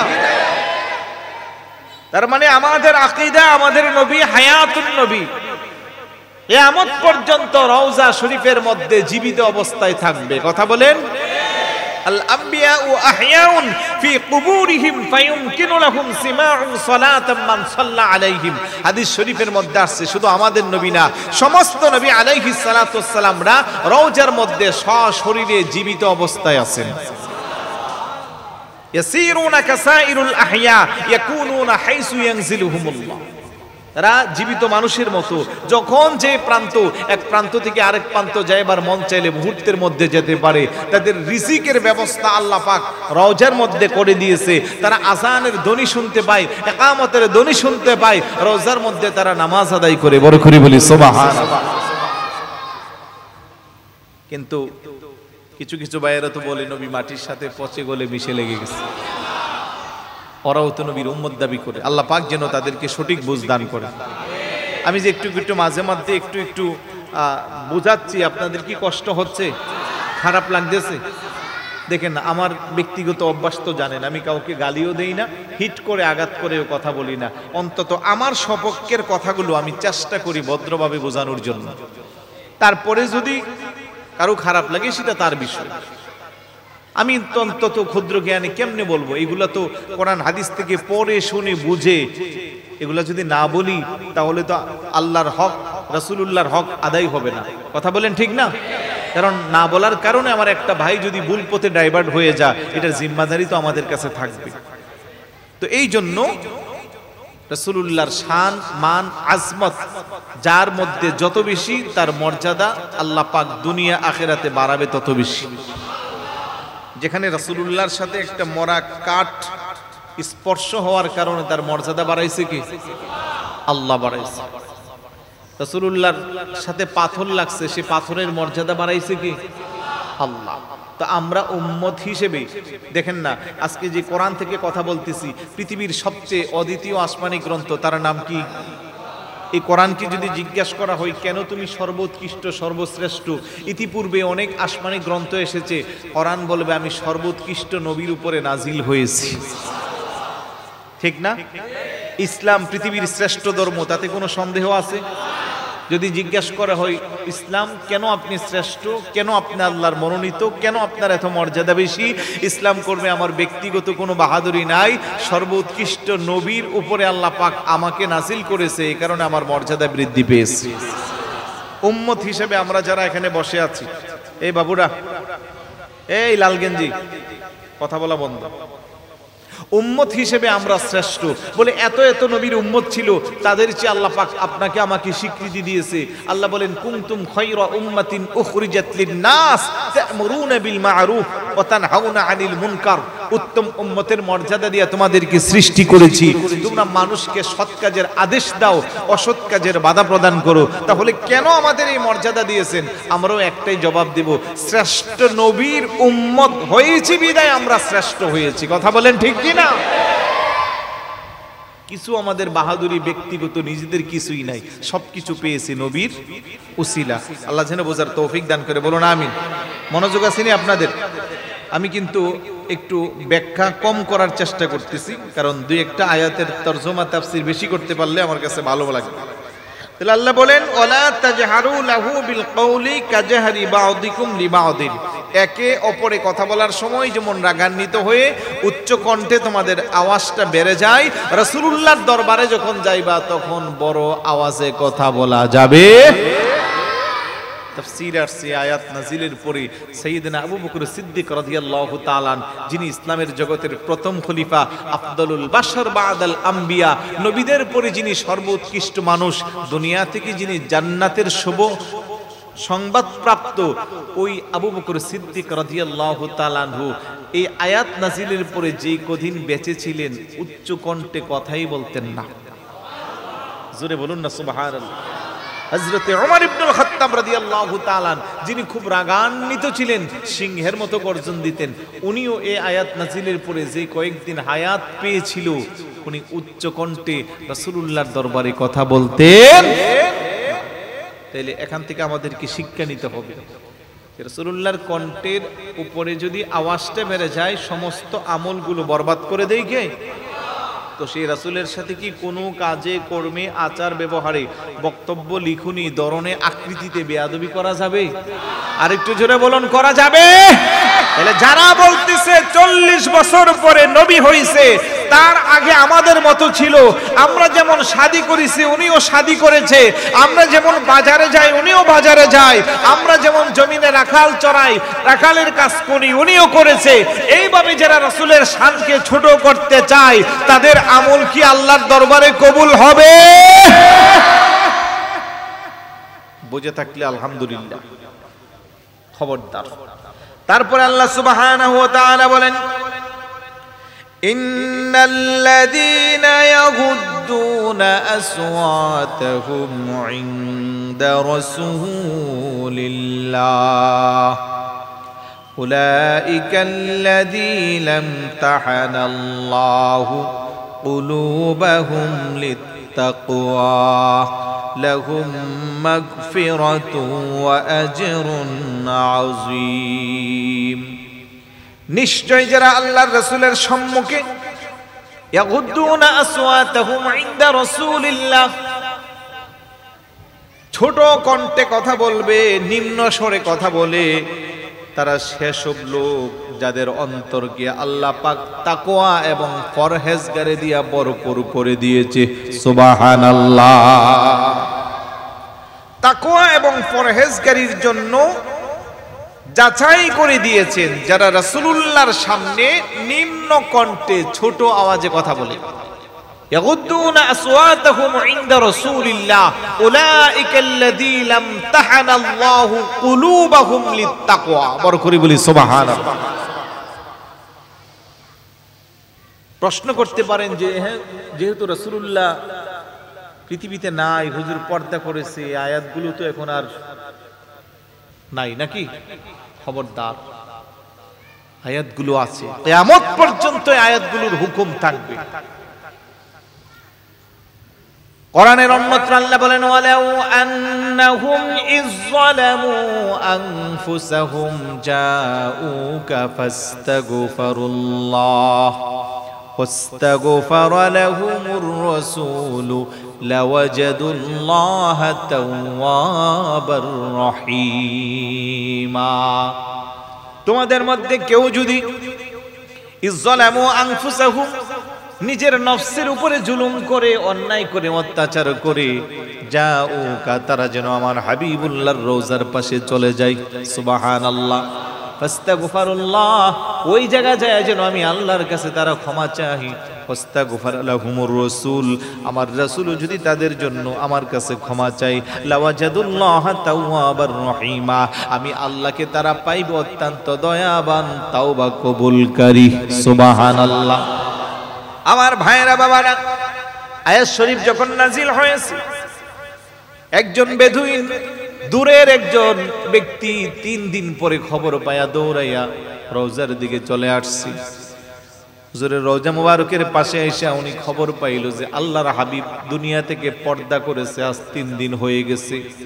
তাফসীরের মধ্যে আসছে লোকটা রওজার পাশের মাটির করে হামামুড়ি দিয়া গড়াগড়ি করে কাঁদতেছে আর বলতেছে, আল্লাহ, নিজের ওপরে অনেক জুলুম করেছি, অন্যায় করেছি, অত্যাচার করেছি।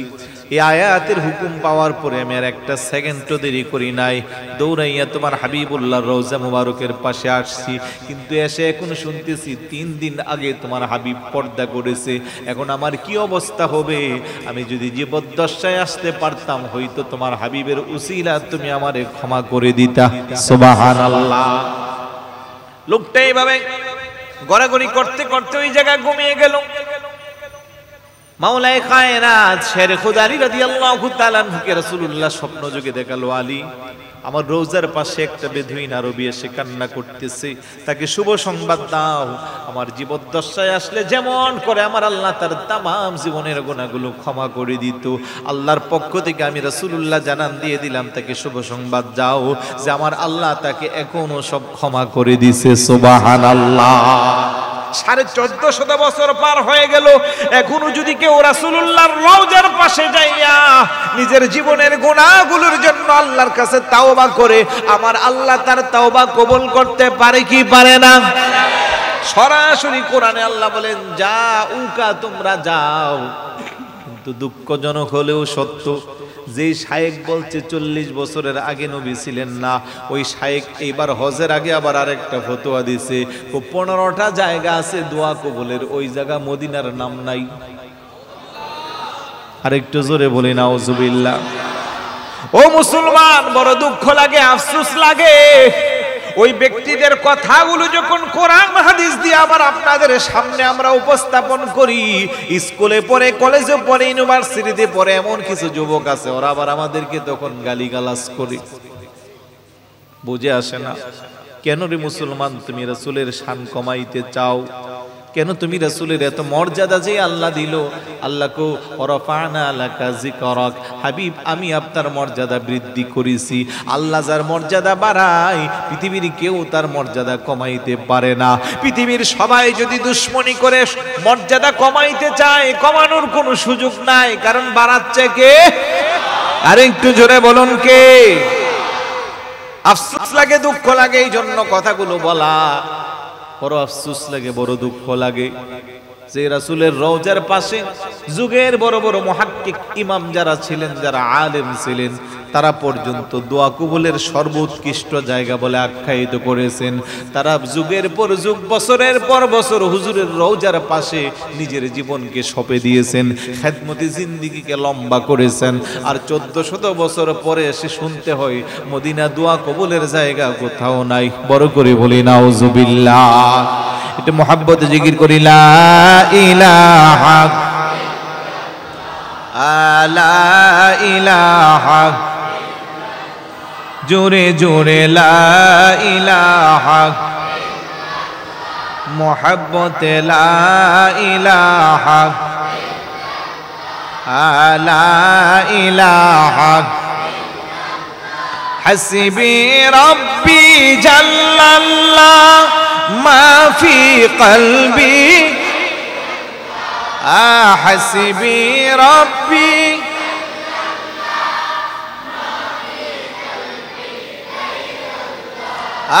নূর মুহাম্মদ সাল্লাল্লাহু লা ইলাহা লা ইলাহা ইল্লাল্লাহ লা ইলাহা। ভাইজান বহু দূরে মদিনা, আমরা কেমনে যাব জানি না। বলেন বহু দূরে আমরা কেমনে যাব। দয়াল আল্লাহ দয়া করো, দয়াল আল্লাহ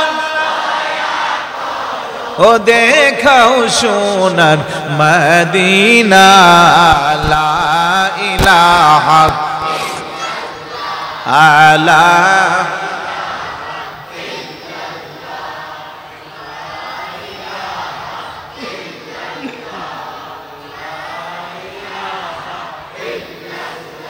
ভাইজান আমেরার মনের বাসনা বহু যাইলে কেউ বুঝে না।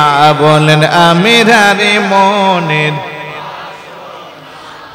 বুঝাইলে কেউ, শোনাইলে কেউ শুনে না। দয়াল শোনাইলে হাই হাই শোনেন শাহে মদিনা। লা ইলাহা লা ইলাহা লা ইলাহা। আমরা কেমনে যাব মদিনা, মদিনার রাস্তা চিনি না। বলেন কেমনে যাব মদিনার রাস্তা চিনি। আমার মুর্শিদ জানে ঠিকানা, আমার মুর্শিদ জানে। আমরা যাব সোনার মদিনা। লা ইলাহা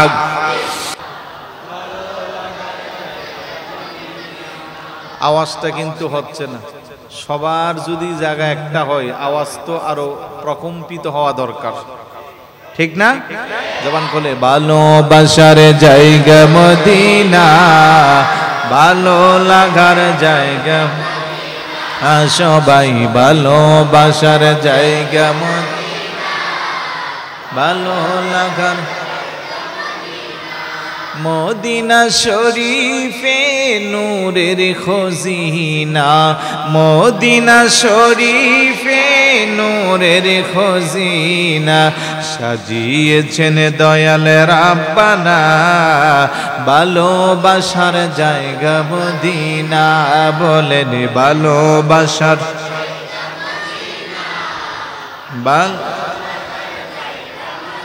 এত সুন্দর জায়গা কোথাও দেখি না, এত সুন্দর জায়গা কোথাও দেখি না, সাজিয়েছেন দয়াল রাব্বানা ভালোবাসার জায়গা মদিনা।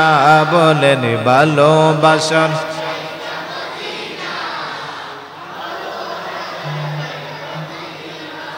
আমাদের সকলের অনেক বেশি গুনাহ, ঠিক কি না? আমাদের সকলের অনেক বেশি গুনাহ, তাই হাবিবের কদমে ছাড়ব না ভালোবাসার জায়গা মদিনা। বলেন ভালোবাসার জায়গা মদিনা, ভালো লাগার জায়গা মদিনা শরীফে নূরের খজিনা, মদিনা শরীফে নূরের খজিনা, আশিক ছাড়া অন্য বুঝে না ভালোবাসার জায়গা। একদিন কবরে যাব কেউ তো যাবে না, একদিন কবরে যাব কেউ তো যাবে না, যাবে আমার শাহে মদিনা ভালোবাসার জায়গা মদিনা।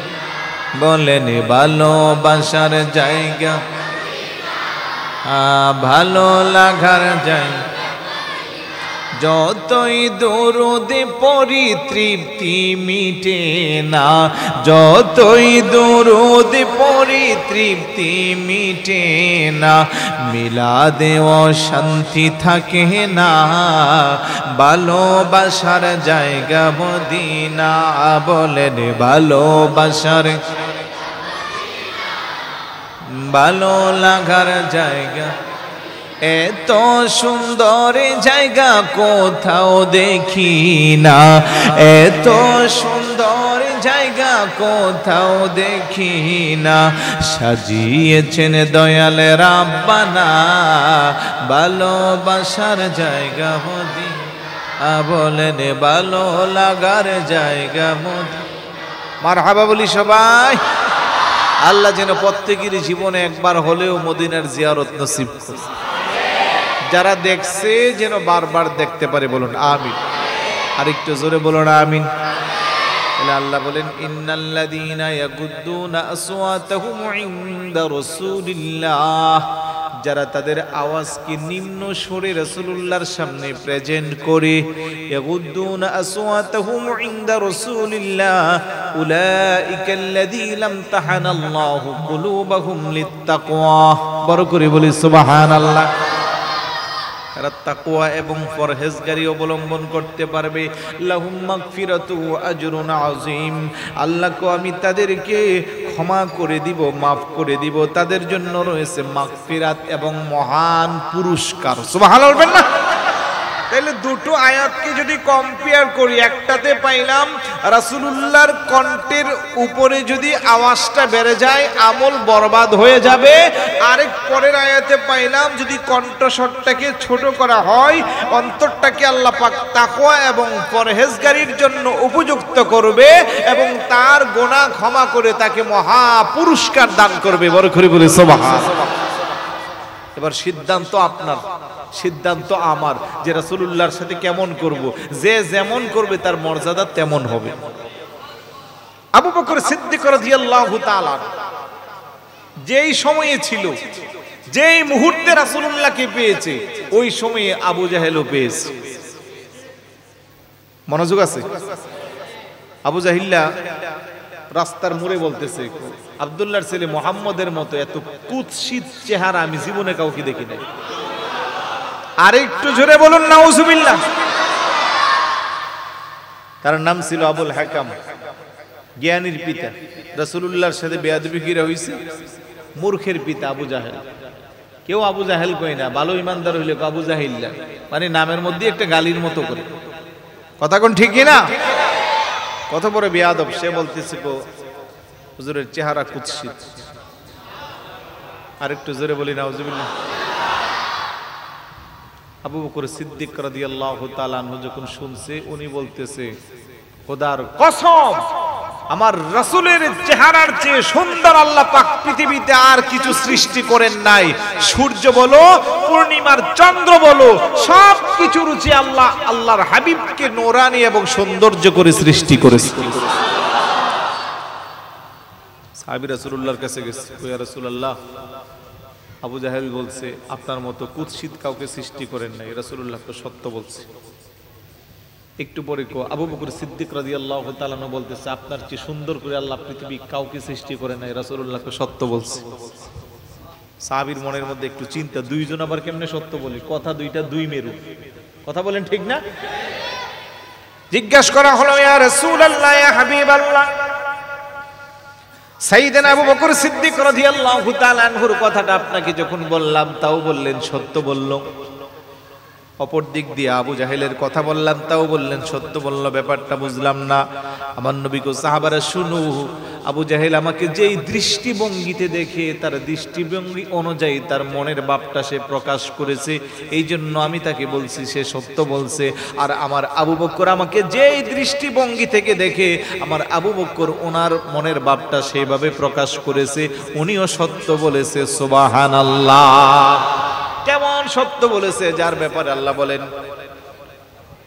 আল্লাযী জাআ বিস-সিদকি ওয়া সাদ্দাকা বিহি উলাইকা হুমুল মুত্তাকুন। সুবহানাল্লাহ। কে জানে বলছে আতিক, এটাও ঠিক। রাসূলুল্লাহ আবু বকর সিদ্দিক রাদিয়াল্লাহু তাআলা আনহুকে আতিক উপাধি দিয়েছেন। আতিক মানে মুক্ত। রাস্তা দিয়ে হেঁটে যাচ্ছে, সাহাবাদেরকে ডাক দেখো, আমার সাহাবারা, এমন কোন মানুষকে তোমরা কি দুনিয়াতে দেখতে যাও যার জন্য জাহান্নামের সমস্ত দরজাগুলো বন্ধ, জাহান্নাম থেকে যিনি মুক্ত? সাহাবারা কই, ইয়া রাসূলুল্লাহ দেখতে চাই। আমার নবীকে ফানজুরু ইলা আবি বকরিন, আমার আবু বকরের দিকে তাকাও, হাদা আতিকুল্লাহি মিনান নার, যাকে আমার আল্লাহ জাহান্নামের আগুন থেকে মুক্ত করেছে। সুবহানাল্লাহ।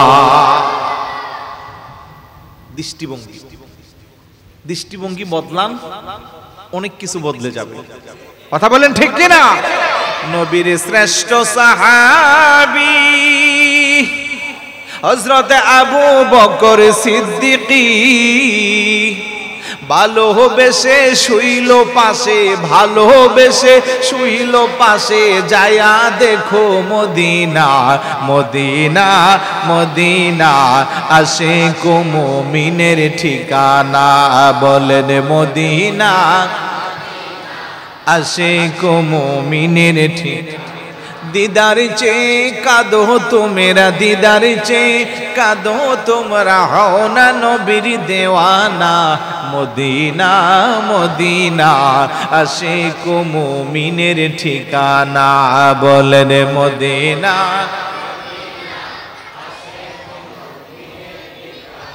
কালো হাবিশি বেলালে ভালোবাসলো নূরে নবীকে।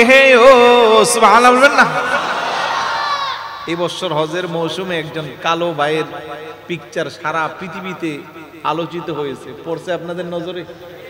রওজার একটা খুঁটির সাথে এভাবে দাঁড়াইয়া, কুচকুচে কালো, দাত্রী ছাড়া আর কোনো সাদা নাই, অঝোর নয়নে রওজা মুবারকের দিকে তাকাইয়া কান্না করতেছে। কোনো ব্যক্তি এটার ছবি ওঠার নাই, ওই যে অফিসিয়াল সিসি ফুটেজ আছে ওইখান থেকে এটাকে পাবলিশ করা হয়েছে। আশিকে রাসূল একজন হাবশী, কুচকুচে কালো, হুজুরের রওজার দিকে তাকাইয়া মনে হয় যেন পৃথিবীর কোনো ধ্যান ধারণা তার মধ্যে নাই, সে শুধু কান্না করতে আছে। সুবহানাল্লাহ। নবীকে ভালোবাসার জন্য চামড়া সাদা লাগে না, নবীকে ভালোবাসার জন্য উচ্চ মর্যাদা লাগে না, নবীকে ভালোবাসার জন্য সর্বোচ্চ বিদ্যাপীঠ থেকে স্বীকৃতি নিয়ে ডক্টরেট ডিগ্রি লাগে না, নবীকে ভালোবাসার জন্য বংশীয় মর্যাদা লাগে না, নবীকে ভালোবাসার জন্য বড় নেতা লাগে না। নবীকে যদি একটা রিস্কাওয়ালা, ঠেলা গাড়িওয়ালাও তার জানের চেয়ে বেশি মহব্বত করে, ওই বাঙ্গা ঘরের মধ্যে পেয়ারা রাসূল স্বপ্ন যুগে এসে হাজিরা দেয়। কথা বলেন ঠিক কি না? আল্লাহু আকবার।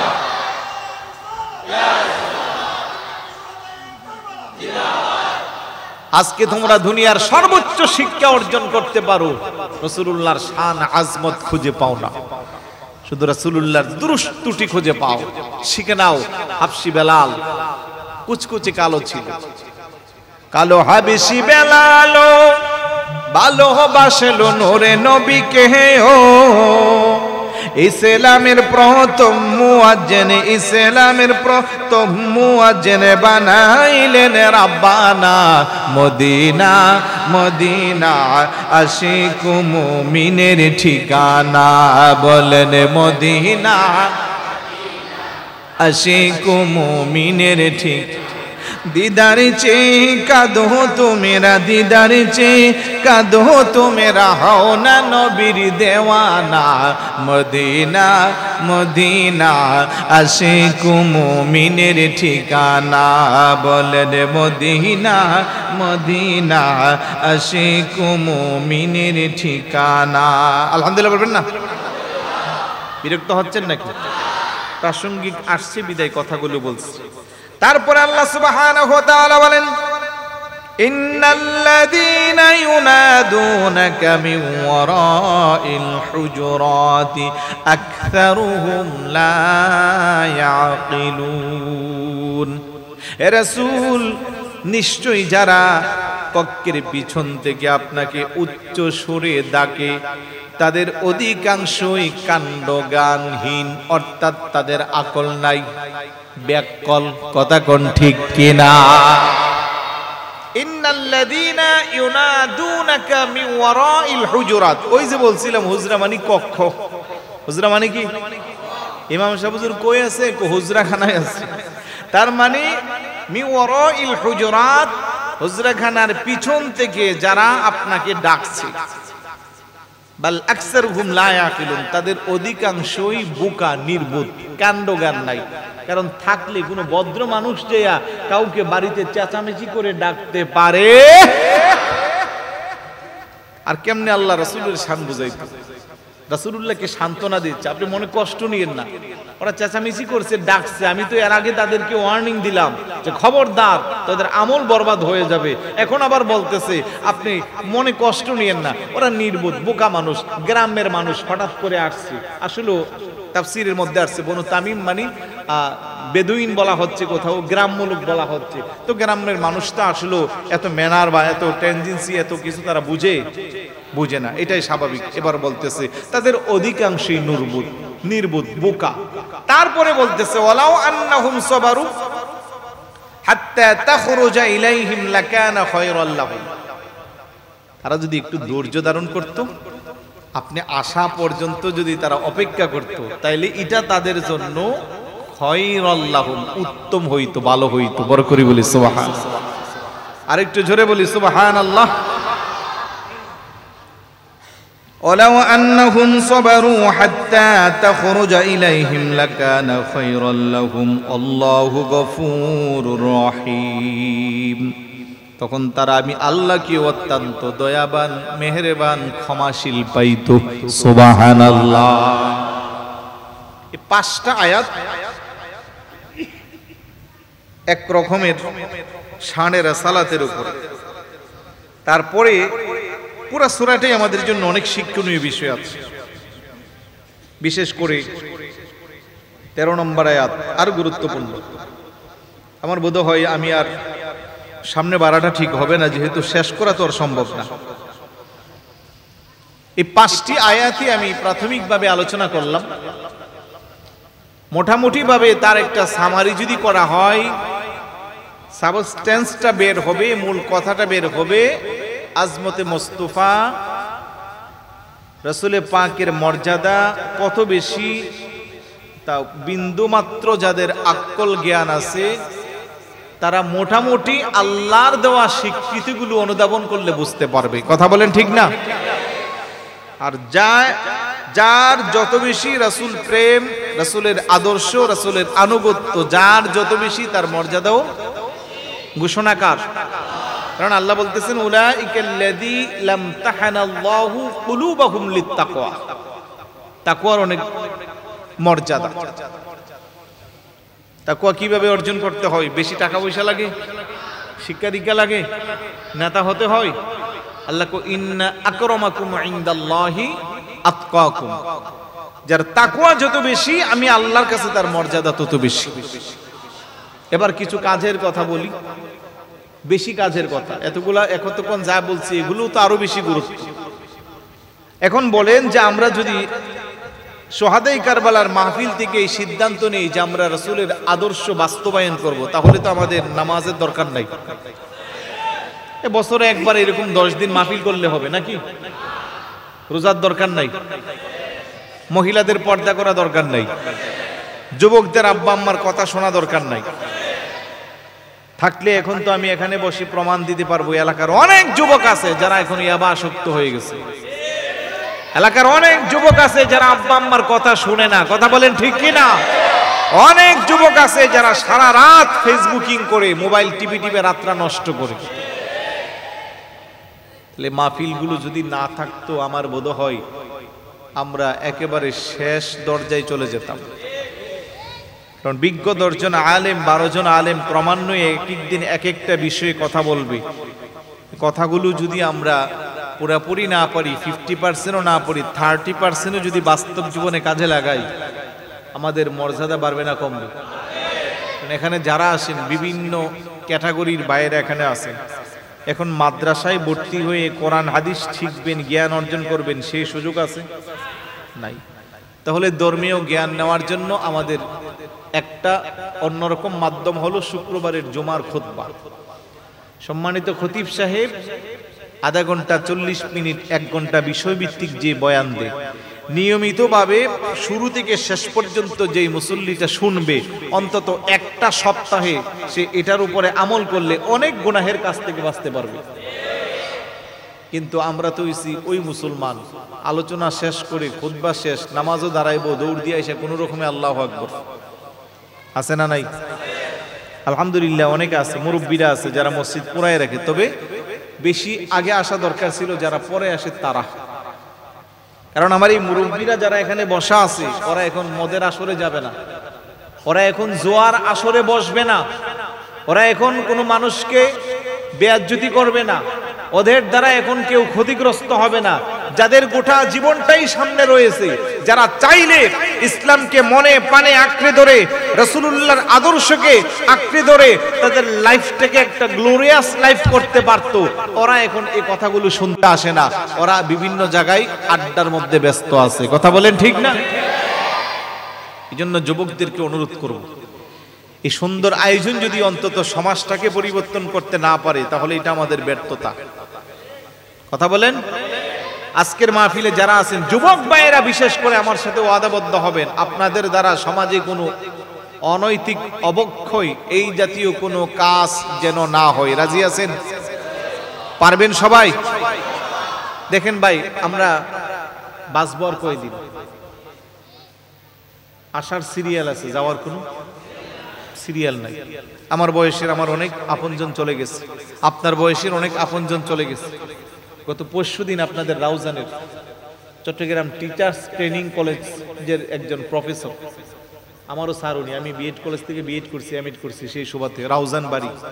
ওনার ছেলে ঢাকাতে একটা প্রাইভেট ইউনিভার্সিটিতে পড়ে, খুব ভালো ছেলে, 5 ওয়াক্ত নামাজ পড়ে। বন্ধুদের সাথে ঘুরতে গেছে, কোথায়? কিশোরগঞ্জ। ওই যে ওইদিকে যে আউর এলাকা আছে, আউর এলাকায় যায়, ওখানে বন্ধুদের সাথে গোসলে নামছে, ওইখানে শেষ। গত 2 দিন সোশ্যাল মিডিয়াতে আরেকটা পিকচার, একটা পরিবার বোধ হয় 7-8 জনের মতো ঝর্ণা থেকে ছিল সেলফি উঠাইতে, দেখছেন না? ওইখানে পানির স্রোতে সবাই চলে গেল।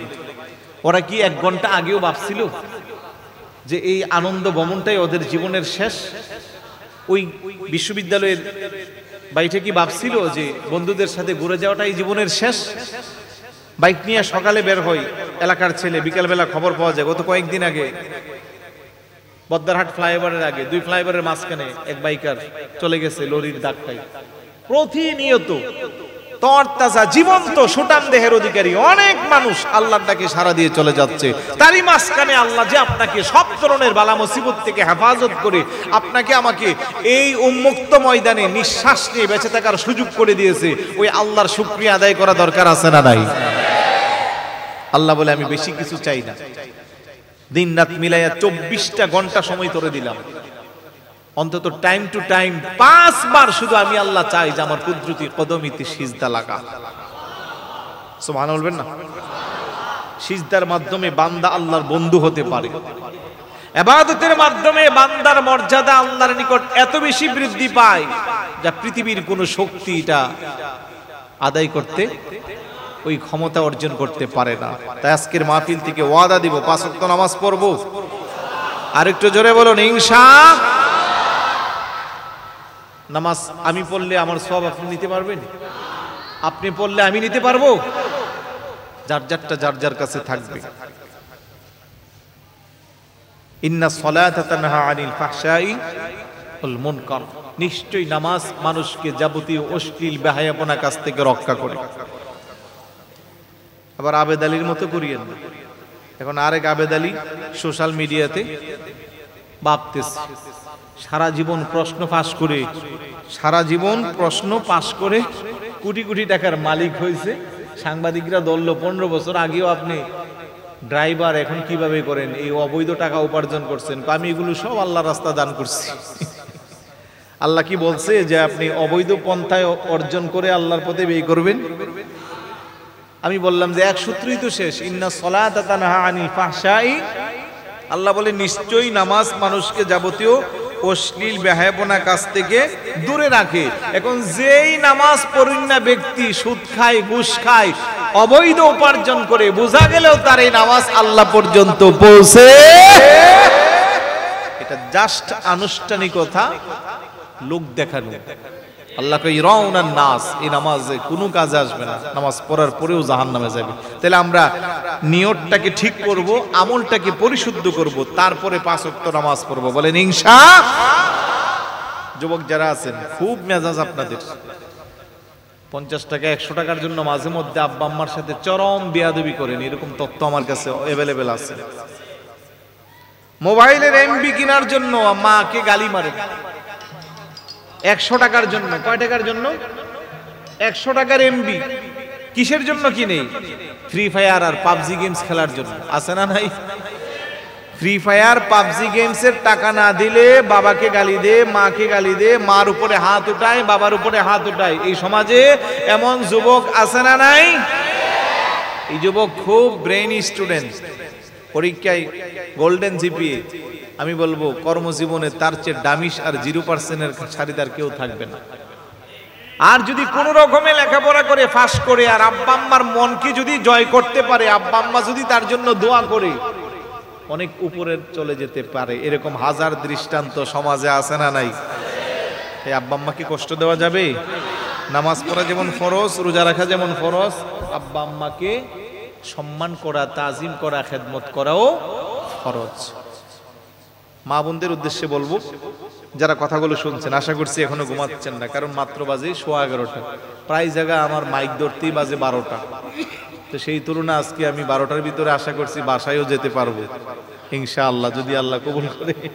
তো যেটা বলছিলাম, মা বোনরা সজাগ আছে। মা বোনদেরকে বলবো, আপনাদেরকে বলবো, নামাজ পড়া যেমন ফরজ, রোজা রাখা যেমন ফরজ, ঠিক একইভাবে পর্দা করাও। আপনি কেন আপনার সৌন্দর্য বৃদ্ধি করে বিউটি পার্লার থেকে সেজে সেলফি উঠায় কেন ফেসবুকে দিবেন? আপনার এই সৌন্দর্য পরপুরুষ দেখার কোনো অধিকার? আপনার সৌন্দর্য আপনার বিবাহিত স্বামী ছাড়া কারো দেখার কোনো অধিকার? সেখানে সাহাবাদেরকে একজন বেদুইন তার উট জবাই করে দিচ্ছে। লোকেরা বলতেছে, উটটাকে কেন জবাই করে দিচ্ছেন? বিক্রি করলে টাকা পাইতেন। সে বলতেছে, টাকা বেশি পাইতাম, কিন্তু গোশত বিক্রি করব, কম টাকা পাইবো, তারপরে বিক্রি করব না। কেন করবা না? এই উটে বসে আমার স্ত্রী আমার সাথে অনেক জায়গা ভ্রমণ করেছে, আমি এটা বিক্রি করে দিলে কেউ না কেউ এসে ওই জায়গায় বসবে যে জায়গা আমার স্ত্রী বসছিল। সে একটা বেদুইন, মুসলমান হয় নাই, তারপরেও তার ব্যক্তিত্ব এতটাই ছিল। শের খুদ আলী রাদিয়াল্লাহু তাআলা আনহুকে জিজ্ঞেস করা হয়েছে একদিন, একজন জিজ্ঞেস করছে একজন সাহাবী মা ফাতেমা রাদিয়াল্লাহু তাআলা আনহার ব্যাপারে, আপনার স্ত্রী কেমন আছে? উনি চোখ রাগান্বিত হয়ে বলছে, যদি তোমার রক্ত বৈধ হতো আমি তোমাকে জবাই করে দিতাম। অর্থাৎ তোমাকে কতল করা যদি বৈধ হতো আমি তোমাকে মেরে দিতাম। এতটাই ছিল ওনারা। আর আমরা আধুনিকতার নামে স্ত্রীর ছবি ফেসবুকে ছাড়ি, বিভিন্ন ভালো ভালো স্পটে ঘুরতে যাই, ছবি দেই, রেস্টুরেন্টে খেতে গেলে এটা ছাড়ি, বন্ধু বান্ধব নিয়ে আড্ডা দিলে ছাড়ি। আপনার স্ত্রী আপনার অনেক মহামূল্যবান সম্পদ। ইসলাম থেকে ডিসপ্লে করার সুযোগ দেয় নাই, ইসলাম থেকে পর্দার হুকুমকে বাস্তবায়ন করার কথা বলা হয়েছে। কথা বলেন ঠিক কি না? যেই নারী যত বেশি পর্দানিশীন হবে তার মর্যাদা আমার আল্লাহর কাছে তত বেশি।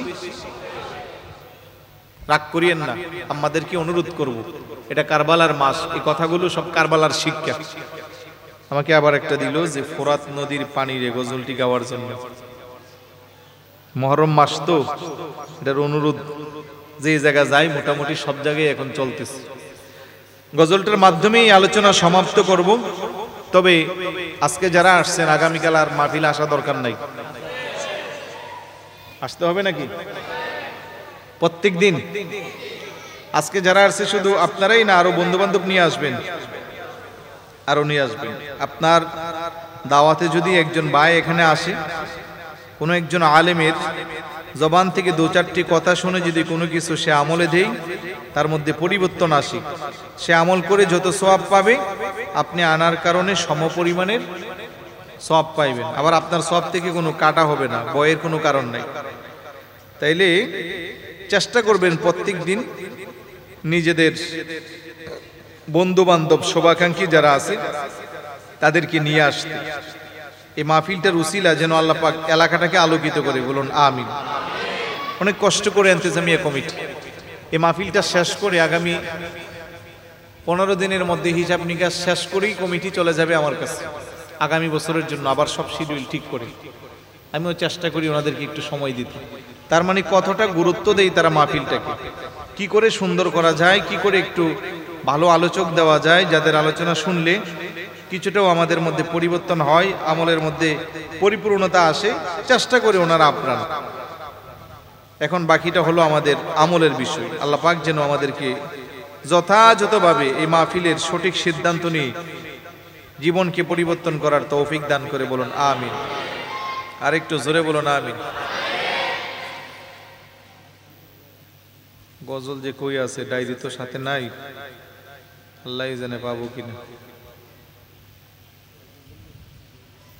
ফোরাতে নদীর পানি রে বন্ধ করে দিল হরে, কাছে যেতে দিল না সে তাই, কাছে যেতে দিল না সে। দিলে হবে আমার ছোট্ট শিশুরে নাই কোনো অন্যায়, ছোট্ট শিশুরে। ফোরাতে নদীর পানি রে বন্ধ করে দিল রে, কাছে যেতে দিল না সে তাই, কাছে যেতে। এই পানি পশুরা খাই, এই পানি পাখিরা খাই, পানি সৃষ্টি নানা রুসিলাই, পানি সৃষ্টি আমরা নানার আওলাদেরা, পানির পিপাসার তারা, আমরা নানার আওলাদেরা, পানির পিপাসার তারা, ছটফটে ছটফটে করে কলি যায়, ছটফটে ছটফটে। 180 কই তোমার ছেলের চেহারা, প্রায় নবীজির চেহারা মনে হয়। সুবহানাল্লাহ বলবেন না? একেবারে হুবহুব নবীজির চেহারা মুবারকের মতো ছিল। ইমাম আলী আসগর মাসুমে খতা, যার কোনো গুনাহ ছিল না, 6 মাসের দুধের বাচ্চা। 180 কই তোমার ছেলের চেহারা, প্রায় নবীজির চেহারা মনে হয়। একটু হাসাইতে চেষ্টা করো, সাদে জেগেছে আমার বড়, হাসাইতে চেষ্টা করো, সাদে জেগেছে আমার বড়, হাসি দেখব ওরি চেহারা, হাসি দেখব। ইমাম হুসাইন চেষ্টা করে ছেলের মুখে হাসি নাই রে, পানির জন্য মুখ শুকিয়ে যায়, পানির জন্য মুখ শুকিয়ে। সামান্য একটু হা করিল অমনি করে তীর মারিল, সামান্য একটু হা করিল অমনি করে তীর মারিল, তীর ঢুকিল আজগরের গলায়, তীর ঢুকিল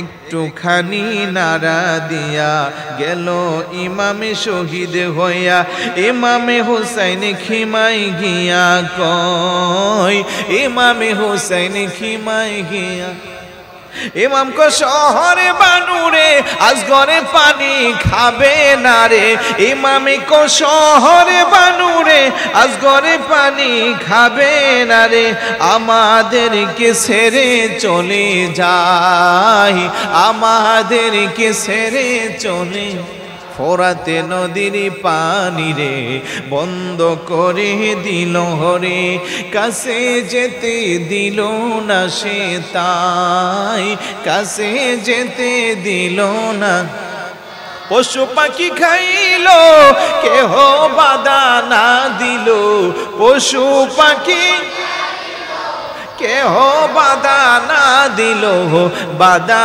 শুধু হুসাইনের বেলায়, বাধা শুধু।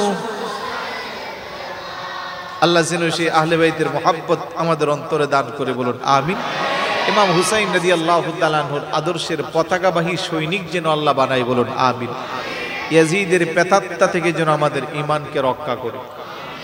মাহফিলে প্রত্যেক দিন আসবেন এবং ইন্তেজামিয়া কমিটির সাথে যারা সম্পৃক্ত আছেন তাদেরকে যে যেইভাবে পারেন সহযোগিতা করবেন, কারণ বিশাল বাজেট এই মাহফিলের জন্য প্রত্যেক বছর অনেক কষ্ট করে ওনারা করে থাকেন। আর বিশেষ করে মুরব্বীরা যারা আছেন আল্লাহ পাক যেন সকলের হায়াতের মধ্যে বরকত দান করে। আমার বোধ হয় আর বাড়াটা ঠিক হবে না, প্রায় 11:30 হয়ে গেছে। শুধু একদিন মাহফিল হলে, আর যেহেতু অন্য বছর আমি শেষের দিনে থাকতাম, লম্বা চড়া কথা বললেও তখন আর সমস্যা হতো না। এখন একদিন বেশি লম্বা করলে কালকে আর কেউ আসবে না, কালকে অনেক রাত করছি, তাই আর সামনে যাব না। ভুল ত্রুটি ক্ষমা করে আল্লাহ যেন আমলে দেওয়ার তৌফিক দান করে বলুন আমিন। আসুন একটু সালাম দিয়া নবী। मेरा दिल बना है काबा, मेरा जिगर बनी मदीना, या नबी सलाम अलैका, या रसूल सलाम अलैका, या हबीब सलाम अलैका, सलावतुल्लाह अलैका, मालिके जन्नत तुम ही हो, कासिमे निअमत तुम ही हो, साकिए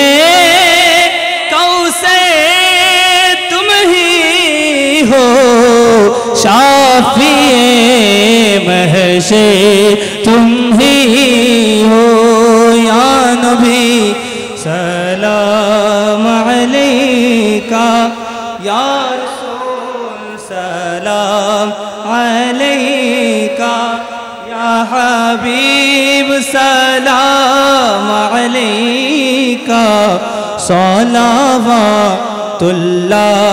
अलैका, उम्मती उम्मती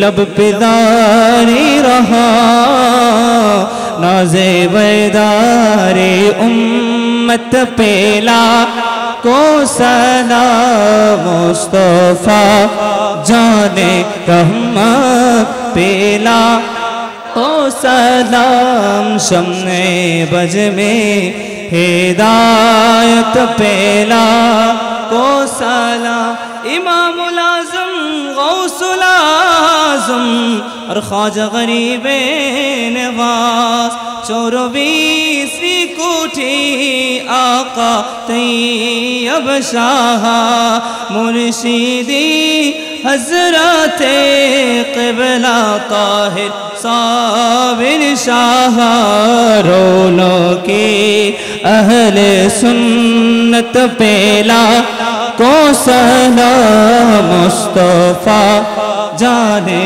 रहमत पेला को सलाम शम्मे बज में हिदायत पेला आशिके मुस्तफा गाजी शेरे बंगला नाइबे मुस्तफा हाफिज मुनीरुद्दीन शाह कामिले औलिया शाह सुमीउद्दीन फारूकी आला हजरत सदर फाजिल और अल्लामा गाजी शेरे बंगला जिनके है आधा सुन्नत थे मुस्तफा ऐसे पीरे तरीक़त पेला को सलाम मुस्तफा जाने रहमत पेला को सलाम शम्मे बज में हिदायत पेला को सलाम या इलाही सदक़े अहले बैत रसूल ये सलामी आज जाना हो कबूल मदीने की छात हजारों सलाम मदीने की छात लाखों सलाम मदीने की छात करोड़ों सलाम मदीने की छात बेखुद सलाम बलगल उला। আপনারা দয়া করে একটু কাতার হয়ে বসুন যাতে আমাদের তবুরক দেওয়ার সময় সুবিধা হয়। আমি পরিচালনা পরিষদের পক্ষ থেকে আলোচক মহোদয়কে আন্তরিক মোবারকবাদ জানাচ্ছি।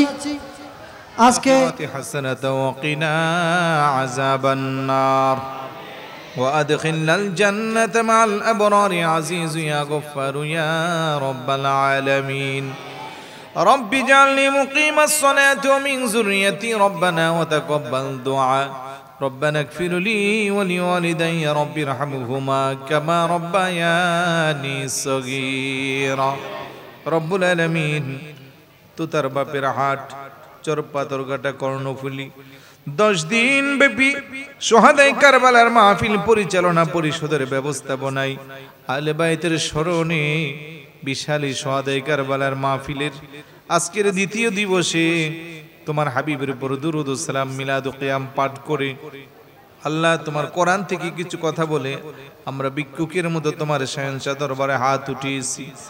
আমাদের যাবতীয় ভুল ত্রুটি ক্ষমা করে হাদিয়া টুকুন যাহা কবুল করেছ লক্ষ লক্ষ কোটি কোটি গুণে বাড়াইয়া সর্বপ্রথম আকা মাওলা তাজদারে মদিনা উম্মতের কান্ডারি দুকুলের সাথে হায়াতুন নবী নূরের নবী জিন্দা নবীর নূরানি রওজা মুবারকে পৌঁছে দাও।